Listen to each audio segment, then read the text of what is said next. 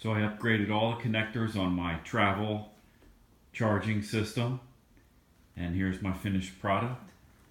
All has L620 connectors. I can go from 120 volt. This is an Eaton. I would not recommend these. The holes for the wires are much smaller, hard to get in the 10 gauge wire. But it works, and I won't use it that often, and it's for 120, so it's okay for me. But I would get these Levitons, I think they're called. I can go from a dryer, or a new dryer, or a 50 amp RV.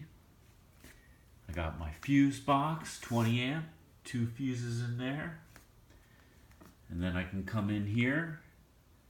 Got 100 feet of cable, and then I can come out to the Amazing E, which has this on the end of it, or I can do 120 here.